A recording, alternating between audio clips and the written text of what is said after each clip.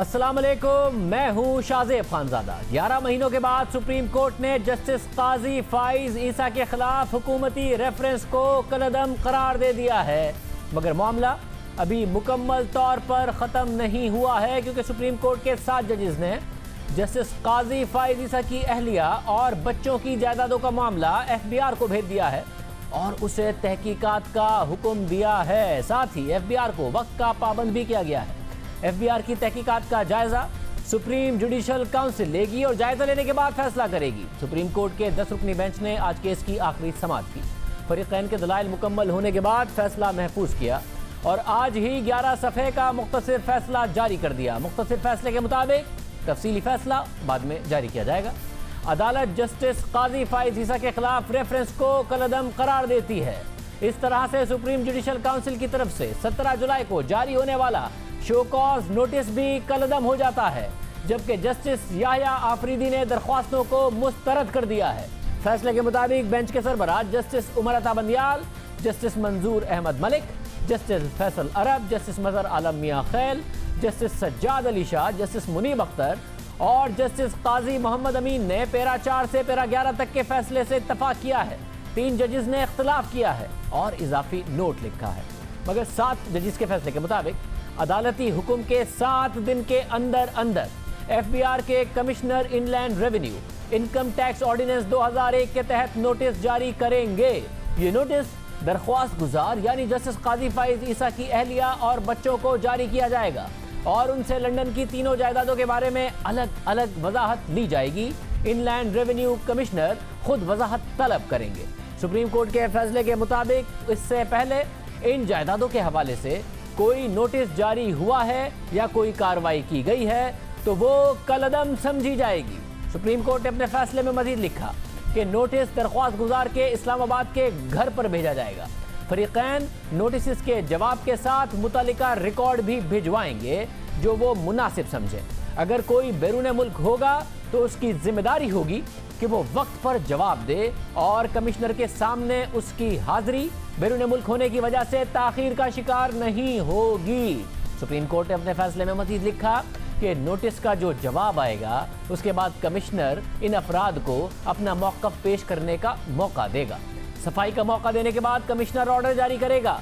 फरीकैन ज़ाती तौर पर या अपने नुमाइंदे और वकील के जरिए अपनी सफाई पेश करेंगे। सुप्रीम कोर्ट के मुताबिक नोटिस जारी होने के 60 दिन में कमिश्नर को कार्रवाई मुकम्मल करना होगी और 75 दिनों में ऑर्डर जारी करना होगा। इसमें कोई तौसी या ताखीर नहीं होगी। कमिश्नर की तरफ से ऑर्डर जारी होने के 7 दिन में चेयरमैन FBI अपने दस्तखत के साथ रिपोर्ट सुप्रीम जुडिशल काउंसिल के सामने पेश करेंगे। इसमें कार्रवाई की तफसीलात भी शामिल होंगी। काउंसिल के सेक्रेटरी चेयरमैन FBI की रिपोर्ट को सुप्रीम जुडिशल काउंसिल के चेयरमैन जो चीफ जस्टिस हैं उन्हें पेश करेंगे और चीफ जस्टिस इस रिपोर्ट का जायजा लेने के बाद देखेंगे कि आर्टिकल 209 के तहत कोई एक्शन जरूरी हुआ तो वो अज खुद कोई एक्शन ले सकेंगे। अदालती फैसले के मुताबिक अगर 100 दिनों में चेयरमैन FBI की तरफ से रिपोर्ट सुप्रीम जुडिशल काउंसिल के सेक्रेटरी को नहीं मिलती तो वो काउंसिल के चेयरमैन को आगाह करेंगे और फिर उनकी हिदायत के बाद चेयरमैन FBI से पूछेंगे कि अब तक रिपोर्ट मौसूल क्यों नहीं हुई। अगर चेयरमैन FBI की तरफ से कोई जवाब नहीं मिलता या फिर जवाब मिलता है मगर उसमें रिपोर्ट नहीं होती तो काउंसिल के सेक्रेटरी ये मामला सुप्रीम जुडिशल काउंसिल के चेयरमैन के नोटिस में लाएंगे और वो ये मामला सुप्रीम जुडिशल काउंसिल के सामने रखने की हिदायत दे सकते हैं और सुप्रीम जुडिशल काउंसिल इसका जायजा लेगी। अगर किसी मरहले पर चेयरमैन FBI की तरफ से कोई रिपोर्ट पेश होती है तो फिर सुप्रीम जुडिशल काउंसिल उसे देखेगी। शक दूर करने के लिए यह वाज़ेह किया जाता है कि 2 अलग अलग कार्रवाइयाँ होनी हैं। एक इनकम टैक्स ऑर्डिनेंस 2001 के तहत होगी जबकि दूसरी कार्रवाई सुप्रीम जुडिशल काउंसिल में होगी। इन दोनों कार्रवाइयों का आपस में कोई ताल्लुक नहीं होगा। इस अदालती फैसले का टैक्स की कार्रवाई पर कोई असर नहीं होगा और फरीकैन को अपील का हक हासिल होगा और इस अपील को मेरिट पर सुना जाएगा। इसी तरह अगर सुप्रीम जुडिशल काउंसिल कोई कार्रवाई कर रही होगी तो उसका असर अपील पर नहीं पड़ेगा। इस फैसले के हवाले से ये बात अहम है कि अदालत ने FBI को वक्त का पाबंद किया है। अदालत की तरफ से मामला FBI को भेजने की पेशकश की गई थी जो हुकूमती वकील ने वज़ीर आज़म से मुशावरत के बाद कबूल कर ली थी, मगर साथ ही फरोग नसीम ने कहा था कि अदालत एफबीआर को वक्त का पाबंद करे। अब अदालत ने मामला एफबीआर को भिजवा दिया है और एफबीआर को वक्त का पाबंद भी कर दिया है। 75 दिन में ऑर्डर जारी करने का पाबंद कर दिया गया है। इसके अलावा अदालती फैसले में लिखा है कि जस्टिस मकबूल बाकिर, जस्टिस मंसूर अली शाह और जस्टिस याया आफरीदी ने सिर्फ फैसले के पैरा नंबर 1 से इत्तफाक किया है, जिसके तहत रेफरेंस को कलअदम करार दिया गया है। इस फैसले से इन तीनों जजेस ने इत्तफाक किया है, मगर फैसले के पैरा 4 से लेकर पैरा 11 तक इत्तफाक नहीं किया और अपना अलग फैसला लिखा है। इन तीनों जजेस ने लिखा है कि तफसीली फैसला बाद में जारी किया जाएगा। हम दरख्वास्त को काबिल समाअत करार देते हैं, जिसके नतीजे में दरख्वास्त गुजार जस्टिस काजी फाइज ईसा के खिलाफ रेफरेंस को कलअदम करार दिया जाता है। हमारे अहम आईनी इक़दार में से एक यह है कि अदलिया की आज़ादी का मुकम्मल तौर पर तहफ़्फ़ुज़ किया जाए। इस बात को दोहराया जाता है कि कोई जज या कोई फर्द या कोई इदारा कानून से बालातर नहीं है। सुप्रीम जुडिशल काउंसिल के दरवाजे हमेशा खुले हैं। अगर किसी की कोई हकीकी शिकायत है तो वो काउंसिल से रुजू कर सकता है, मगर साथ ही ये भी ज़रूरी है कि एक जज पाकिस्तान के किसी दूसरे शहरी की तरह कानून के मुताबिक लाजमी आईनी हक को हासिल करे। अदालत ने जस्टिस काजी फाइज ईसा के खिलाफ रेफरेंस कलअदम करार दिया है और जस्टिस काजी फाइज ईसा की दरख्वास्त को काबिल समाअत करार दिया है। जस्टिस काजी फाइज ईसा ने अपनी दरख्वास्त में अपील की थी कि सुप्रीम जुडिशल काउंसिल में दायर रेफरेंसेस काबिल समाअत नहीं हैं, लिहाजा उन्हें खारिज कर दिया जाए। इन रेफरेंसेस के जरिए अदलिया की आईनी आज़ादी को कमज़ोर करने की कोशिश की गई। अदालत ये करार दे कि रेफरेंस प्रॉक्सी के तरफ से दायर किया गया और ये काबिल समाअत नहीं है। जब तक इस दरख्वास्त पर फैसला नहीं आ जाता, सुप्रीम जुडिशल काउंसिल को रेफरेंसेस पर कार्रवाई से रोका जाए। सुप्रीम जुडिशल काउंसिल की इन कैमरा समाअत को बुनियादी हुकूक की खिलाफ वर्जी करार दिया जाए। ये थी जस्टिस काजी फाइज ईसा की दरख्वास्त, जिसे आज अदालत ने मंजूर कर लिया। और आज के अदालती फैसले पर तबसरा करते हुए वज़ीर आज़म के मुआवने खुसूसी बराए एहतसाब बैरिस्टर शहजाद अकबर ने कहा कि हुकूमत इस फैसले से मुतमईन है। फैसले में एसेट रिकवरी यूनिट का कोई जिक्र नहीं। हुकूमत इस फैसले से मुतमईन है। ये एक बड़ा अहसन फैसला है। इतला कोर्ट के सामने आ चुकी है। सुप्रीम कोर्ट ऑफ पाकिस्तान के लार्जर बेंच की रोशनी में जो इसके लिए स्कीम ऑफ थिंग्स तय की गई हैं, हम ये समझते हैं वो बिल्कुल मुनासिब हैं। ये हरगिज़ किसी की जीत नहीं है और किसी की हार नहीं है। ये वो प्रोसेस है जो जमहूरी माशरों में कॉन्स्टिट्यूशनल स्कीम ऑफ थिंग्स में होता है। ये नहीं कि किसी सवाल का जवाब नहीं है, लेकिन सवाल का जवाब ना देने का वाहिद मकसद किसी भी किस्म की कंट्रोवर्सी में इंगेज ना होना है। एक लफ्ज़ बदनीति का इस्तेमाल किया गया। कुछ हमारे वकला दोस्तों ने भी बात की। कंप्यूटर के अंदर आप कंट्रोल F भी कर सकते हैं, मेलाफाइड का लफ्ज़ लिख सकते हैं, आपको कहीं वो लफ्ज़ नज़र नहीं आएगा। मुझे कहीं भी इस पूरे के अंदर ना ही एसेट रिकवरी यूनिट का नाम मिला ऑर्डर के अंदर, ना ही उनका कोई जिक्र मिला, ना एब्रीवेशन मिली, ना पूरा नाम मिला। अदालत की तरफ से रिमार्क्स में एसेट रिकवरी यूनिट के हवाले से, एहतसाब के अमल के हवाले से, इन तमाम चीज़ों पर बहुत ज़्यादा सवालात उठाए गए थे। शॉर्ट ऑर्डर में उसका जिक्र नहीं है, जिसकी बात शहजाद अकबर साहब कर रहे थे। सुप्रीम कोर्ट के आज के फैसले पर मुश्तरका अपोजिशन का भी रद्द अमल आया है। नून लीग, पीपल्स पार्टी, अवामी national party, JUIF, Jamaat Islami, कौमी वतन पार्टी और नेशनल पार्टी ने मुश्तरका बयान में फैसले का खैर मकदम किया है और कहा है कि पूरी कौम का मुतालबा है कि गैर आईनी, गैर कानूनी, झूठ और बदनीयती पर मबनी रेफरेंस बनाने वाले सदर डॉक्टर आरिफ अलवी और वजीर आज़म इमरान खान इस्तीफा दें। एसेट रिकवरी यूनिट की हकीकत कौम के सामने आ चुकी है, उसे फौरी तौर पर बंद किया जाए। अपोजिशन के बयान के मुताबिक एक मुअज़्ज़िज़ जज के खिलाफ बदनीयती पर मबनी बेबुनियाद रेफरेंस बनाकर आला अदलिया को बदनाम करने की कोशिश की गई। अदलिया के खिलाफ साजिश नाकाम हो गई और इमरान खान की जहनियत सामने आ गई है। सुप्रीम कोर्ट के फैसले ने हुकूमती बदनीयती बेनकाब कर दी है। मौजूदा हुकूमत की नाकामियों की तवील फहरिस्त में आज एक और इजाफा हो गया है।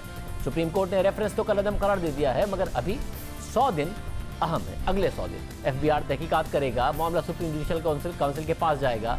इस अदालती फैसले पर हम बात करेंगे। हमारे साथ 2 माहिरीन कानून मौजूद हैं। बाबर सत्तार साहब जो जस्टिस काजी फाइज ईसा के वकील रहे, साथ ही इरफान कादिर साहब जो फरूक नसीम साहब के वकील रहे, हुकूमती टीम का हिस्सा रहे। साथ ही हमारे साथ मौजूद होंगे टैक्स एक्सपर्ट अशफाक तोला साहब, जिनसे हम मुसलसल बात करते रहे। अब क्या होगा, टैक्स कवानीन क्या कहते हैं, ये उनसे पूछेंगे। बाबर सत्तार साहब, इरफान कादिर साहब, मैं पहले आप लोगों से शुरू करूँगा। बाबर सत्तार साहब, ज़ाहिर आप अपनी ज़ाती हैसियत में बात करना चाहते हैं बतौर वकील, कैसे देख रहे हैं, किस हद तक आप मुतमईन इस फैसले से? शाहजेब साहब, इसका कॉन्टेक्स्ट ये था, बेसिक हुकूमत का मुकदमा ये था कि काजी फायज ईसा साहब जब वकील थे, प्रोमिनेंटली उस टाइम पे उनकी बेगम साहबा ने कोई प्रॉपर्टीज, कोई पैसे ट्रांसफर किए और कुछ प्रॉपर्टीज ऐसी ली यूके में, और फिर कुछ प्रॉपर्टीज ली जो जब वो जज बन चुके थे, जो जज साहब ने डिक्लेयर नहीं की, और इस बेसिस पे रेफरेंस बनाया गया कि ये जज को अपने टैक्स रिटर्न में डिक्लेयर करने की जरूरत थी। हमने अदालत के सामने ये मुकदमा रखा कि ये टैक्स लॉ की रिक्वायरमेंट नहीं है। आपकी अगर स्पाउस इंडिपेंडेंट है तो उनकी एसेट्स आप और उनकी इनकम आप नहीं डिक्लेयर कर सकते अपनी टैक्स रिटर्न के अंदर। ये एक बुनियादी बात। ज्यादा बड़ी बात ये थी कि ये सारा कुछ इसलिए किया गया क्योंकि एक विच हंट है। एक फैजाबाद केस का फैसला आया, एक जज, इंडिपेंडेंट माइंडेड जज, उसने कुछ सख्त फैसले दिए, और उसके बाद पीटीआई गवर्नमेंट ने एक रिव्यू फाइल किया। उन्होंने कहा इस जज को हटाना चाहिए। एमक्यूएम ने एक रिव्यू फाइल किया, तो एक प्रेशर बिल्ड किया कि आप इस जज को रिमूव कीजिए। उसके बाद अचानक एक डोगर साहब आ गए। उन्हें कहां से पता चला कि ये प्रॉपर्टीज यूके के अंदर मौजूद हैं, उसके ऊपर किस तरह से इन्वेस्टिगेशन की गई, किसने उसे अलाउ किया। तो ये वो सारी बदनीयती की बात थी कि यहाँ पे हमने एक सिस्टम कायम कर रखा है जिसमें आप सर्वेलेंस करते हैं। आप सर्वेलेंस करते हैं, आप लोगों के ऊपर मटेरियल जमा करते हैं, आप उनका मीडिया ट्रायल करते हैं, और जब आपको उनकी कोई बात पसंद नहीं आए, अगर वो पब्लिक होल्डर है, उसके खिलाफ आप कैंपेन चलाते हैं और उसे बाहर निकालने की कोशिश करते हैं। सो बुनियादी बात ये थी कि ये इस तरह का मुकदमा बनाया गया। अदालत ने वो रेफरेंस कलादम कर दिया।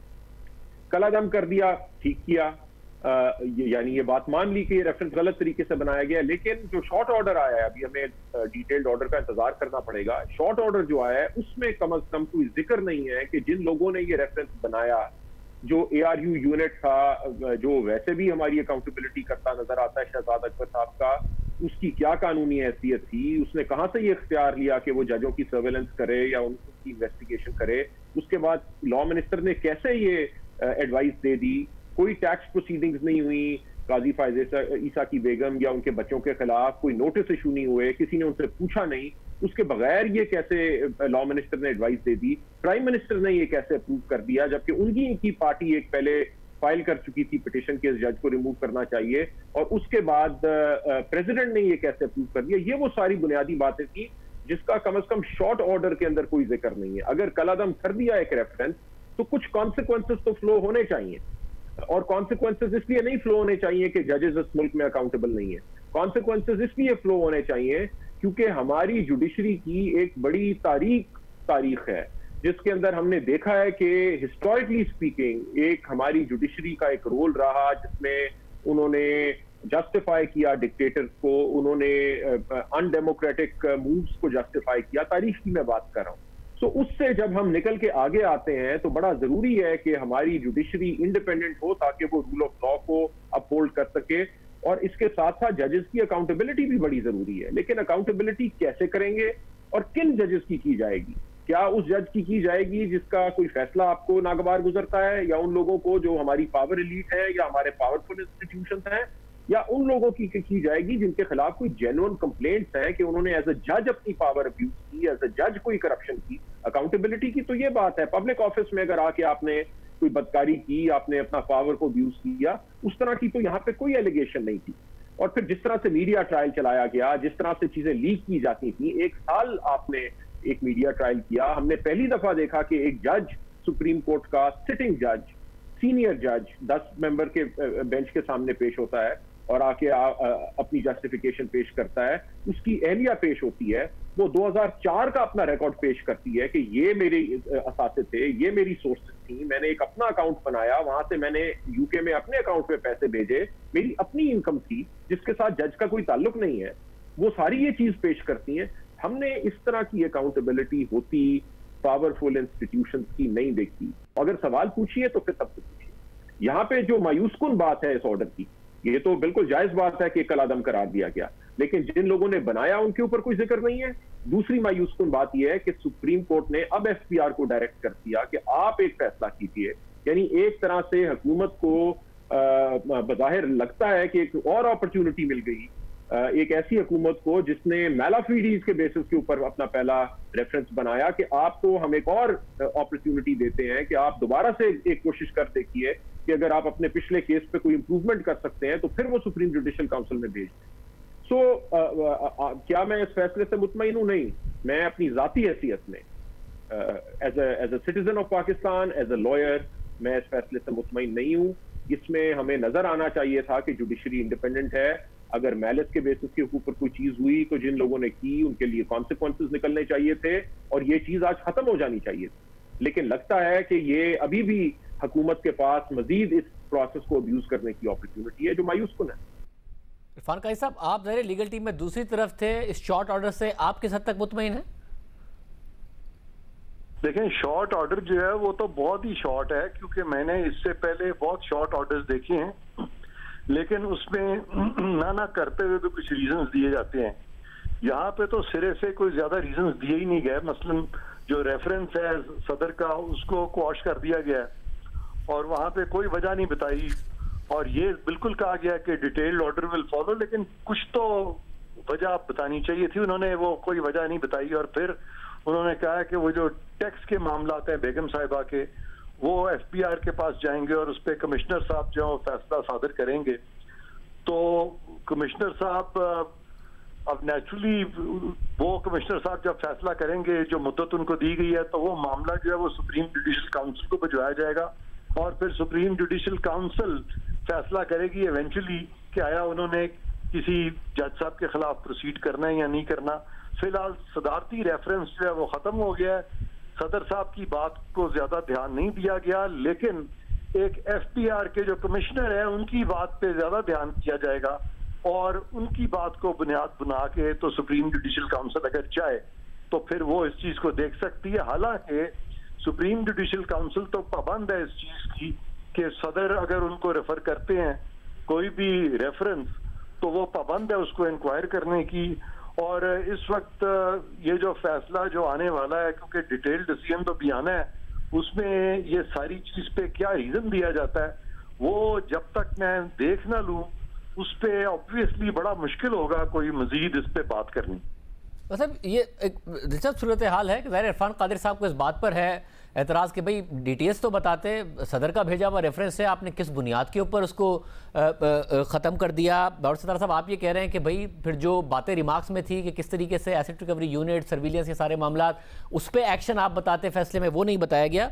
डिटेल्ड जजमेंट में जो तफसीली फैसला आएगा, क्या उसमें ये बातें हो सकती हैं? उसमें सिर्फ ऑब्जर्वेशन होंगे, एक्शन का नहीं हो सकता, या हो सकता है उसमें? देखिए, कह तो सकती है, लेकिन आमतौर पे जो एक्शनेबल पॉइंट्स होते हैं उनकी समरी शॉर्ट ऑर्डर में आ जाती है। लेकिन शॉर्ट ऑर्डर में किस बेसिस के ऊपर, क्या वो मैल ऑफ आईडी थी, क्या गैर कानूनी एक चीज थी, ARU यूनिट ने अपने कानूनी उसकी कोई हैसियत है या नहीं है? क्योंकि आर्ग्यूमेंट लीगल तो ये होता है कि अगर एक चीज का फंडामेंटल फ्रेमवर्क ही अगर गलत था, आपने अगर टैक्स की प्रोसीडिंग्स करनी थी आपने नहीं की, ARU अगर के पास कोई इख्तियार नहीं था उसने इस्तेमाल कर लिया, या प्राइम मिनिस्टर ने अपना रीजन ऑर्डर नहीं पास किया, प्रेसिडेंट ने रीजन ऑर्डर नहीं पास किया, तो आप इलीगैलिटी के बेसिस के ऊपर एक चीज को खत्म कर सकते हैं। तो किस वजह से खत्म किया, ये तो एक बात की बात है। लेकिन तमाम इस मुल्क की तमाम लॉयर कम्युनिटी, बार काउंसिल काजी फायज ईसा के हक में खड़ी थी, और वो इसलिए नहीं खड़ी थी कि ये जज किसी को रिलीफ देता है। हम वकीलों को एक दिन रिलीफ मिलती है, एक दिन हमारे खिलाफ फैसला होता है, ये चीजें चलती रहती हैं। तो ये परेशानी थी कि आप इंडिपेंडेंट थिंकिंग की स्ट्रीट को, एक ऐसा जज जिसकी बहुत अच्छी शोहरत है, जिसके ऊपर किसी ने उंगली नहीं उठाई कि आपने अपनी जुडिशल पावर को अब्यूज किया है, या कोई करप्शन का इल्जाम नहीं है जिसके ऊपर, जब आप उसके साथ ये सलूक करते हैं जो काजी फायज ईसा के साथ किया गया, तो वो तमाम मुल्क के जजेस को और पब्लिक ऑफिस होल्डर्स को एक मैसेज है। सो आज अगर हमने इस रविश को खत्म करना था, तो फिर एक सख्त फैसला आना चाहिए था उन लोगों के खिलाफ जिन्होंने गलत तरीके से इस रेफरेंस को बनाया। लेकिन हमने देखा है कि कम से कम शॉर्ट ऑर्डर के अंदर वो चीज नहीं है। अल्लाह करे कि तफसीली फैसले के अंदर कोई ऐसी बात हो। इरफान काजी साहब, ज़ाहिर है उनकी जो अहलिया हैं उन्होंने कहा कि मैं इंडिपेंडेंट हूँ, पूरा मनी ट्रेल बताया, अकाउंट बताया, इस अकाउंट में पैसे ट्रांसफ़र हुए, इस अकाउंट में गए। क्या उसके बावजूद ये जो सुप्रीम जुडिशल काउंसिल का ऑप्शन खुला रखा गया है, क्या उन्हें मुंसलिक किया जा सकता है अभी भी जस्टिस काजी फायज ईसा से, अगर वो इंडिपेंडेंट हैं और साबित कर रही हैं डॉक्यूमेंट्स के साथ? हाँ, अब ये बड़ा इंटरेस्टिंग है, क्योंकि अदालत तो अपेरेंटली ये तमाम जो सोर्सेज हैं उनको एक किस्म का उनकी इंडिपेंडेंट सोर्सेज जो है वो तस्वर कर रही है अदालत कि वो उनकी इंडिपेंडेंट है, वरना रेफरेंस जो था वो किस ग्राउंड पे उन्होंने क्वॉश किया। तो अब एफपीआर जो है वो अगर उन्होंने बेगम साहिबा की ये एक्सप्लेनेशन मान ली है सुप्रीम कोर्ट ने, तो एफपीआर क्या कोई मुख्तलिफ फैसला दे सकती है उस पर? ये एफपीआर के लिए भी काफी सोच समझ के चलने वाली बात है। वो भी कोशिश करेंगे कि ऐसा फैसला ना दें जिससे कि सुप्रीम कोर्ट के जो अहकामात हैं उनसे कोई मुतसादम फैसला दे दें, तो बड़ी टाइट रोप वॉक होगी उनके लिए, एफबीआर के लिए भी। मगर इरफान काजी साहब, दूसरी तरफ से कंसर्न यह है कि एफबीआर मातहत है हुकूमत के। एफबीआर की तकरीरियाँ, एफबीआर की प्रमोशंस, तरक्कियाँ सारी हुकूमत ने करनी हैं, कोर्ट ने नहीं करनी है। और जिस तरीके से उनका एतराज़ है कि जस्टिस काजी फाइज ईसा को टारगेट किया गया है, तो एफबीआर को हुकूमत दोबारा इस्तेमाल कर सकती है उनके खिलाफ। उनका कंसर्न ये है। मैंने ये देखा है कि बहुत सारे ऐसे वक्त आता है, बहुत सारी ऐसी सिचुएशंस आती हैं जहां पे कि एक ब्यूरोक्रेट जो है वो सैंडविच हो जाता है अदलिया और हुकूमत के दरमियान, और वो उसके लिए बड़ा मुश्किल होता है उस वक्त। तो वो देखता है ताकत का तवाज़न, अगर तो ताकत का तवाज़न अदलिया के साथ हो तो वो उधर हो जाता है, और अगर ताकत का तवाज़न हुकूमत के साथ हो उधर हो जाता है। आइदर वे वो आइन और कानून को नहीं देखता, वो देखता है कि इस वक्त कौन ज्यादा ताकतवर है। तो ये एक बहुत बड़ी, मैं समझता हूँ, डिलेमा है हमारे मुल्क की ब्यूरोक्रेसी का। उनकी अपनी मजबूरियां भी हैं, प्रॉब्लम्स भी हैं। तो अब अल्लाह करे कि मैं उम्मीद यही रखता हूँ कि जो मौजूदा हमारी ब्यूरोक्रेसी है वो किसी का भी असर नहीं लेगी और जो आइन और कानून के मुताबिक है सही फैसला सादर फरमाएं। वैसे उम्मीद करते हैं, मगर साथ ये बताइएगा एफबीआर जो भी फैसला करे, उनकी अहलिया के हवाले से, उनके बच्चों के हवाले से, जो कि इंडिपेंडेंट हैं, अपने रिटर्न्स फाइल करते रहे हैं, अगर अकाउंट्स उनके नाम पर हैं जैसा कि वो कह रही हैं और डॉक्यूमेंट्स दे रही हैं, तो जो भी एफबीआर का फैसला होगा, अब उससे क्या जस्टिस काजी फाइज ईसा मुतासिर हो सकते हैं, उन्हें मुंसलिक किया जा सकता है, या वो अब आज़ाद हैं इस लायबिलिटी से? नहीं, मियाँ को नहीं फिर अकाउंटेबल करार दिया जा सकता, क्योंकि फिर तो सेपरेट होगी ना दो चीजें। अगर पेनल्टी लगती है लेकिन ये बात मान ली जाती है कि ये प्रॉपर्टीज इन्हीं की हैं और सोर्स ऑफ फंड्स जो हैं वो भी इन्हीं ने सप्लाई किए थे इन प्रॉपर्टीज को के हसूल के लिए, तो फिर मियाँ का उससे ताल्लुक जो है वो बिल्कुल नहीं बनता। बाबर सितार साहब, आप क्या कहिएगा इस हवाले से? क्या अब मुंसलिक किया जा सकता है जब वो इंडिपेंडेंट हैं, जो पाकिस्तान के कवानीन के तहत? शाहजेब साहब, यही वो प्रॉब्लमेटिक सवाल है, इनका जवाब तो हम नहीं दे सकते। अगर तो नेक नियति के ऊपर चीजें मबनी हो तो फिर कोई प्रॉब्लम नहीं है। एफबीआर को इससे पहले भी किसी ने नहीं रोका था कि वो अपने कानूनी दायरे के अंदर रह के जो मर्जी करना चाहे। और एक हमारी बड़ी ऑब्जेक्शन ये थी कि क्यों नहीं मिसेज ईसा को, एक ऑर्डिनरी सिटीजन है, या उनके बच्चों को, अगर उन्होंने टैक्स नहीं पे किया तो जिस तरह बाकी तमाम लोगों को नोटिस इशू होते हैं उन्हें भी हो जाता नोटिस इशू, क्यों नहीं इसके ऊपर तहकीक की एफबीआर ने? और अगर फिर एफबीआर के कानून के नीचे एक लिमिटेशन पीरियड है कि आप मेरे से, आपसे कोई टैक्स वाला बंदा 5 साल से पुरानी इंफॉर्मेशन नहीं सीख कर सकता। यहां हम बात कर रहे हैं प्रॉपर्टी की जो 2004 में बनी, जो 2011 में बनी, उनका रिकॉर्ड निकालना, खुद जिन लोगों की वो प्रॉपर्टी थी मिसेज की, उन्होंने अदालत को बताया कि इतना मुश्किल है इस वक्त जाके, क्योंकि हमारे बैंक भी 10 साल से ज्यादा का रिकॉर्ड नहीं रखते। तो एफबीआर के पास कोई लीगल इख्तियार अब नहीं था या नहीं है कि वो ये सवालात पूछ सके मिसेस फाइज ईसा से, अनलेस के सुप्रीम कोर्ट ऑर्डर में ना लिखती थी, जो सुप्रीम कोर्ट ने लिख दिया तो एक दरवाजा एफबीआर के लिए खुल गया। सो एफबीआर गवर्नमेंट के कंट्रोल में है। एक हुकूमत जिसने बदनीयती के ऊपर पहला रेफरेंस बनाया, उससे मैं क्यों एक्सपेक्ट करूं कि दूसरी दफा वो बड़े इंसाफ के पैमानों के लिहाज से वो देख के कोई फैसला करेंगे? पहली बुनियादी इशू मुझे ये नजर आता है, जो 7 जजेस का ऑर्डर है उसके अंदर। दूसरा बुनियादी इशू ये नजर आता है कि सुप्रीम जुडिशल काउंसिल का दायरा इख्तियार जजेस के ऊपर है। वो जुडिशल मिसकॉन्डक्ट को देखते हैं, वो देखते हैं कि जज ने क्या गलती की।